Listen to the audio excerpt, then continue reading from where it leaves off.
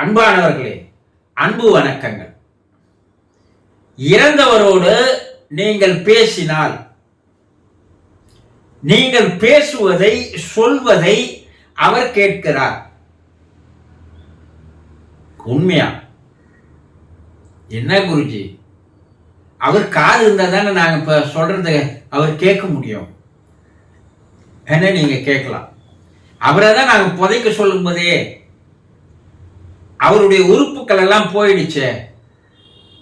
அப்ப எப்படி அவரால் கேட்க முடியும்? ஆன்மாவிற்கு 3 புலன்கள் வேலை செய்கிறது என்பதை ஆராய்ச்சிகளின் மூலமாக கண்டுபிடித்திருக்கிறார்கள்.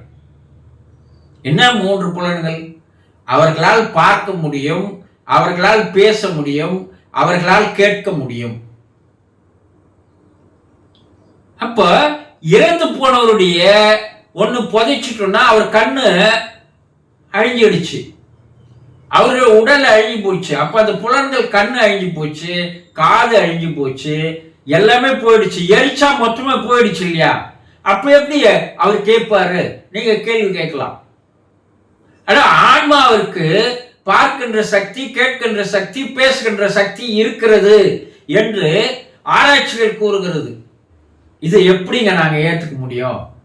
அவர் உடனே போயிடுச்சு நீங்க கேட்குறீங்க இல்லையா? சரி, உங்களுக்கு அது தெரியும், ஆனா நீங்க அதை தெரிஞ்சுக்கிறதுல ஒரு ஆர்வமோ அக்கறையோ நீங்க எடுத்துக்கல. என்ன, உங்க ஆன்மாவுக்கு பார்க்கின்ற சக்தி, பேசுகின்ற சக்தி, கேட்கின்ற சக்தி இருக்கிறது என்பது உங்களுக்கு தெரியும். ஆனா அது எப்படி தெரியும்ன்றது தான் உங்களுக்கு புரிஞ்சிக்க முடியல. நீங்க நல்லா இரவுல தூங்குறீங்க இல்லையா? ஆமா, தூங்குறோம். நீங்க உங்க வீட்டுக்குள்ள படுக்கை அறையில உங்களுடைய படுக்கையில தானே பத்துன்னு தூங்குறீங்க. ஆமா. ஆனா கனவு காண்றீங்கல்ல, அந்த கனவு வெளியே போற உங்க ஆன்மா பாக்குது, பேசுது, கேட்குது இல்ல? அந்த கனவு நீங்க காலைல எழுந்த பிற்பாடு, நான் இந்த இடத்த போய் பார்த்தேன், நான் இவரோட பேசினேன், அவர் என்னோட பேசினார், நான் கேட்டேன் சொல்றீங்களா இல்லையா? கனவு கண்டு இருக்கிறீங்களா இல்லையா? கனவு காணாதவன் யாருன்னா இருக்கிறோமா? இது வரைக்கும் நீங்க கண்ட கனவு பார்த்து இருக்கிறீங்க, பேசி இருக்கிறீங்க, கேட்டு இருக்கிறீங்க இல்லையா? யார் பேசியது, யார் பார்த்தது, யார் கேட்டது? நீங்க தான் உங்க வீட்டு படுக்கறையில பெட்டில் படுத்த மாதிரி இருக்கிறீங்களே. உங்க உடம்பு எங்க இருக்குது? உங்க உடம்புல தான் அந்த கண்ணு மூடிக்கின்னு இருக்கு, காது இருக்குது, வாய் மூடின்னு இருக்குது, எல்லாம் இருக்குது. ஆனா நீங்க கனவுல போய் பேசுறது யாரு? உங்களுடைய ஆன்மா. உங்க உடம்பு விட்டு வெளியே ஆன்மா போய் தான் பார்க்குது, கேட்குது, பேசுது. அதுதான் உங்களுக்கு கனவாக மாறுகிறது. அது காலையில எழுந்து நீங்க என்ன சொல்றீங்க? நான் இந்த இடத்துல கனவு கண்டேன், இதெல்லாம் பார்த்துன்னு சொல்றீங்கல்ல. அப்போ இங்க படுக்கறையில உங்க கண்ணு மூடிக்கின்னு தானே இருக்குது. அப்போ வெளியே போய் பார்த்தது எது? படுக்கறையில நீங்க தானே இருக்கிறீங்க, வெளியே போக முடியல. அப்ப கேட்டது எது? உங்க உடம்பு எங்க இருக்குது. ஆனா எது பார்த்தது, எது பேசியது, எது கேட்டது? எப்போது நீங்க அதை சிந்திச்சு பார்த்து இருக்கிறீங்களா? கனவுல போய் நான் எப்படி பார்க்க முடியும்? கனவுல நான் எப்படி கேட்க முடியும்? கனவுல நான் எப்படி பேச முடியும்? என்னைக்குதான் நீங்க பார்த்துருக்கீங்களா, எண்ணி பார்த்துருக்கீங்களா? எப்படி நம்ம கனவு கண்டோம்? இந்த கனவு எப்படி வருது? அந்த கனவு பார்த்தது எது? நானா, என்னுடைய வேறு உருவமா? ஆன்மா. ஆன்மாவுக்கு அகப்புலன்கள் இருக்கிறது. அந்த அகப்புலன்களை உங்களால் கண்ணால பார்க்க முடியாது. அப்போ இறந்து போனதும் போகின்ற கனவில் எது வெளியே போச்சோ, எது பார்த்ததோ, எது பேசியதோ, எது கேட்டதோ, அதே ஆன்மாதான் இறந்த பிற்பாடு உங்களை உடலை விட்டு நிரந்தரமாக போகிறது.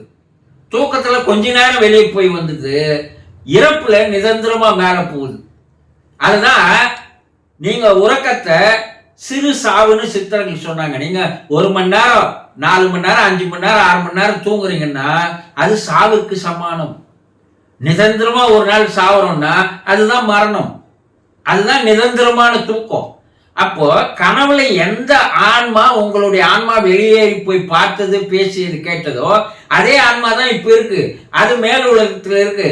அதுக்கு இப்போ பார்க்கவும் முடியும், பேசவும் முடியும், கேட்கவும் முடியும். இதை நம்பித்தானே ஆகணும். கனவுல ஆமா பார்த்தோம் இல்லையா? அதே தான் அங்க. அது என்ன பண்ணுகிறது? நீங்கள் பேசுவதை அது கேட்கிறது, உங்களை அது பார்த்து கொண்டிருக்கிறது. ரெண்டாவது, நீங்க பேசுறது மட்டும் இல்ல, அது உங்களோடு பேசி கொண்டிருக்கிறது. அப்ப எப்படி அது? ஒரு சிலர் கேட்கலாம், அப்ப அந்த ஆன்மா எப்படி அங்க உயிரோடு இருக்குன்னு சொல்றீங்க? அண்ணா, அந்த ஆன்மா உடலுக்கு உணவு தேவையில்லை, நீர் தேவையில்லை, உறக்கம் தேவையில்லை. அப்ப எப்படி அது சுவாசம் பண்ணி வாழும்? அது சுவாசம் பண்ணுவது இல்லை. இது எப்படிங்க? அது பிரபஞ்சத்திலிருந்து, சூரியனிலிருந்து தனக்கு உண்டான அந்த சக்தியை அது ஈர்த்து கொள்கிறது. சூரிய சக்தி மூலமா இப்ப நம்ம என்ன பண்றோம்? வீட்டுங்கள்ல எல்லா மின்சாரத்தையும் இயக்குறோம் இல்லையா? அந்த சூரிய சக்தி என்பது என்ன? அதை உள்ள என்ன பண்ணிக்குது? அது தனக்குள்ள ஈர்த்து சேமித்து வைத்துக் கொள்கிறது.